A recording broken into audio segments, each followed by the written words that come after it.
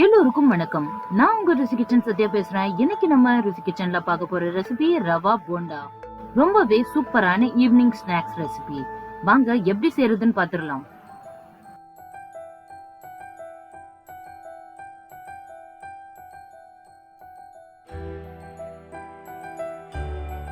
ரவா போண்டா செய்ய தேவையான பொருட்கள் என்னென்னு பாத்துடலாம். ரவா 1 கப் அளவுக்கு எடுத்திருக்கேன். அவிச்ச உருளைக்கிழங்கு 1 எடுத்திருக்கேன். பச்சை மிளகாய் 3 பச்சை மிளகாய சின்ன சின்னதா சாப் பண்ணி எடுத்திருக்கேன். கொத்தமல்லி தலைகள், ஒரு பெரிய சைஸ் வெங்காயம நான் சின்ன சின்னதா கட் பண்ணி வச்சிருக்கேன். இஞ்சி சின்ன சின்னதா சாப் பண்ணி வச்சிருக்கேன். 1 டீஸ்பூன் அளவுக்கு பெருஞ்சீரகம் எடுத்திருக்கேன். கருவேப்பிலை, உப்பு சுவைக்கேற்ப, எண்ணெய் டீப் ஃப்ரை பண்றதுக்காக எடுத்திருக்கேன். தயிர் 50 கிராம் எடுத்திருக்கேன். பேக்கிங் சோடா 1 பிஞ்ச் அளவுக்கு எடுத்திருக்கேன். ஒரு பாத்திரத்துல 1 கப் அளவுக்கு ரவை சேர்த்துக்கிறேன். அடுத்ததா இதுல நான் சின்ன சின்னதா கட் பண்ணி வச்சிருக்கிற மிளகாய் சேர்த்துடலாம்.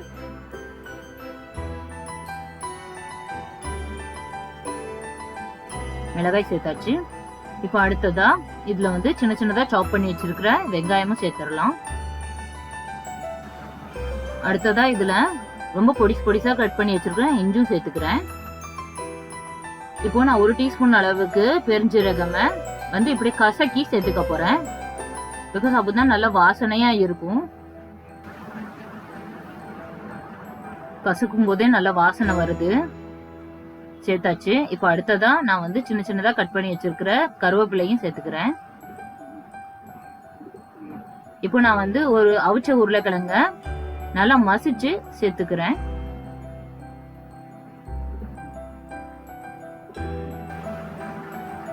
இப்ப அடுத்ததா இதுல கொத்தமல்லி தலைகளும் சேர்த்துடலாம்.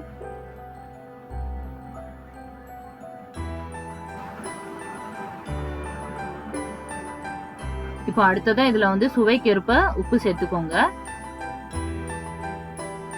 இப்போ அடுத்ததா இதுல 1 பிஞ்ச் அளவுக்கு சோடா உப்பு சேர்த்துக்கலாம். இப்ப இதை எல்லாத்தையும் சேர்த்து நல்லா கம்பைன் பண்ணுங்க.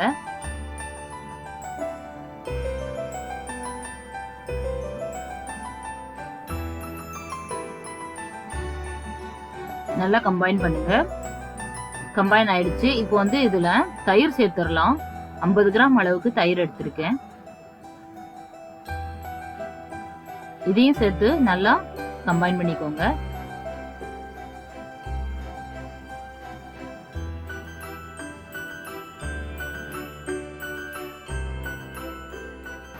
நல்லா கம்பைன் பண்ணிக்கோங்க. இப்போ கொஞ்சமா தண்ணி சேர்த்துடலாம். இதுல அதையும் சேர்த்து நல்லா மிக்ஸ் பண்ணிடலாம்.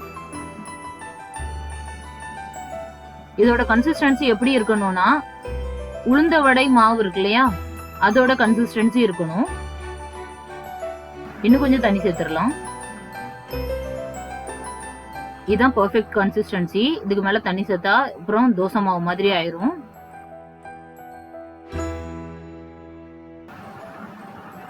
நல்லா மிக்ஸ் பண்ணிட்டு இத ஒரு 15 to 20 மினிட்ஸ் வரைக்கும் ஊற வச்சிடலாம். நல்லா ஊறினாதான் ரவா போண்டா நல்லா பெர்ஃபெக்ட்டா வரும்.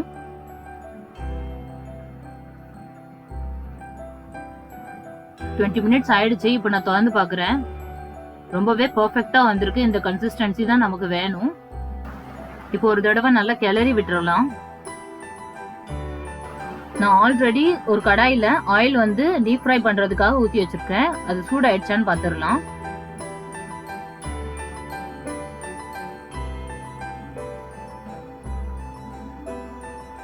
நல்லா சூடாயிடுச்சு. இப்போ நம்ம போண்டா பண்ணிடலாம். நம்ம என்னதான் அதை உருண்டை பிடிச்சாலும் அது உருண்டையா வராது. ஸோ நம்ம அது ஷேப்லெஸ்ஸா தான் இருக்கும். அப்படியே ரேண்டம் ஷேப்லயே தான் வரும். ஸோ அதனால உருண்டையா வரலன்னு கவலைப்படாதீங்க.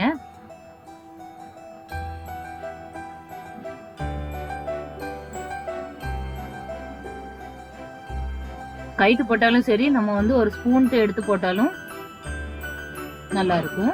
எப்படியோ உங்க விருப்பப்படி பண்ணிக்கோங்க.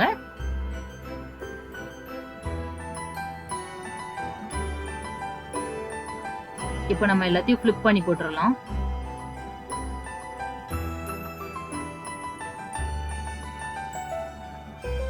ஒரு சைடு நல்லா வெந்திருக்கு.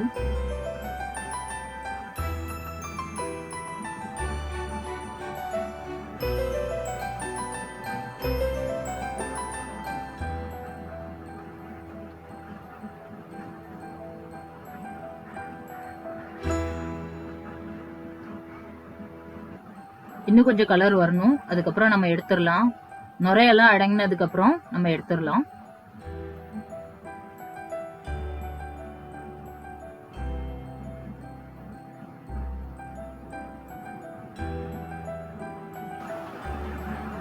மாத்தி மாத்தி போட்டுட்டே இருங்க. அப்பதான் 2 சைடும் நல்லா வேகும்.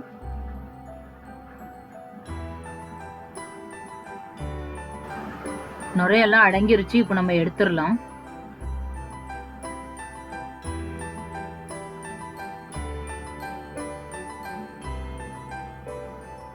ரொம்பவே சூப்பரா ரெடி ஆயிருக்கு.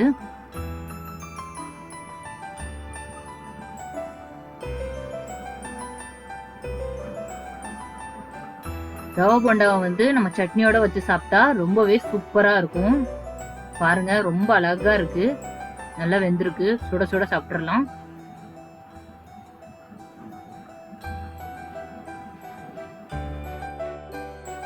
சிம்பிளான ஈவினிங் ஸ்நாக்ஸ் சட்டுன்னு ரெடி ஆயிடுச்சு. இன்னைக்கு ஈவினிங் இதை ட்ரை பண்ணி பாருங்க. எப்படி இருந்துச்சுன்னு கமெண்ட் செக்ஷன்ல கமெண்ட் பண்ணுங்க. ஓகே வியூவர்ஸ், உங்க எல்லாருக்கும் இந்த ரெசிபி ரொம்ப பிடிச்சிருக்கும்னு நான் நம்புறேன். அப்படி பிடிச்சிருந்துச்சுன்னா லைக் பண்ணுங்க, உங்க ஃப்ரெண்ட்ஸுக்கும் ஷேர் பண்ணுங்க. எப்படி இருந்துச்சுன்னு ட்ரை பண்ணி பார்த்துட்டு கமெண்ட் செக்ஷன்ல கமெண்ட் பண்ணுங்க. மறக்காம ருசி கிச்சன் சேனலை சப்ஸ்கிரைப் பண்ணுங்க. அது பக்கத்துல இருக்க பெல் ஐக்கனும் பிரஸ் பண்ணுங்க. நெக்ஸ்ட் வீடியோல உங்க எல்லாரையும் சந்திக்கிறேன். பாய். தேங்க்யூ ஃபார் வாட்சிங்.